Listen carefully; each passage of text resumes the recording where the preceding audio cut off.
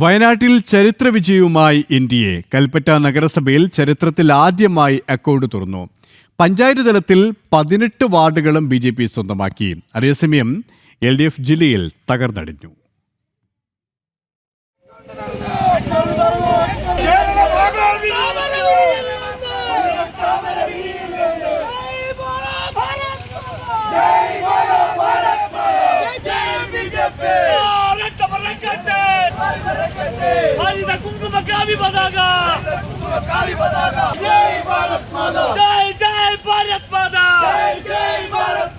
വയനാട്ടിൽ അത്ര കണ്ട് സ്വാധീനമില്ലാത്ത BJPക്ക് ചരിത്ര വിജയമാണ് കൽപ്പറ്റ നഗരസഭയിൽ ഉണ്ടായിരിക്കുന്നത്.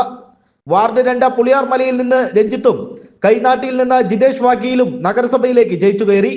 RJDയുടെയും CPMന്റെയും ശക്തി കേന്ദ്രങ്ങൾ തകർത്താണ് പുളിയാർമലയിലെ വിജയം.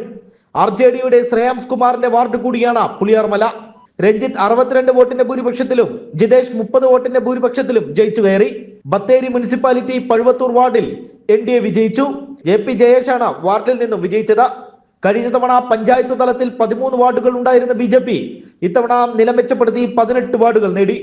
നാട്ടുകാരോടാണ്, നാട്ടുകാരൊപ്പം എല്ലാ കാര്യത്തിലും നിന്നുകൊണ്ടാണ് നമുക്ക് ഈ വിജയം കൈവരിക്കാൻ കഴിയുന്നത്. ഇത് തുടർന്ന് നിങ്ങളുടെ എല്ലാവരുടെയും സഹായ സഹകരണങ്ങളും പിന്നെ നമ്മളിവിടെ ഇതേപോലെ കട്ടയ്ക്ക് നിൽക്കുകയാണെങ്കിൽ നമുക്ക് എന്തും നേടിയെടുക്കാനുള്ള ഒരു ആത്മവിശ്വാസമുണ്ട്. യുവത്വത്തിൻ്റെ വിജയമാണിത്. അപ്പോൾ നമുക്ക് ഇനിയുള്ളത് വാർഡിലെ മുഴുവൻ നമ്മൾ പറഞ്ഞ കാര്യങ്ങൾ നമ്മൾ ചെയ്യും.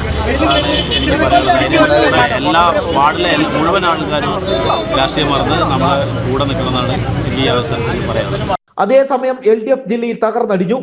ബത്തേരി, മാനന്തവാടി നഗരസഭകളിൽ UDF വിജയിച്ചപ്പോൾ LDF വിജയിച്ചത് കൽപ്പറ്റ നഗരസഭയിൽ മാത്രമാണ്. ജില്ലാ പഞ്ചായത്തിൽ ആകെ 2 ഡിവിഷൻ മാത്രമാണ് CPMന് വിജയിക്കാനായത്.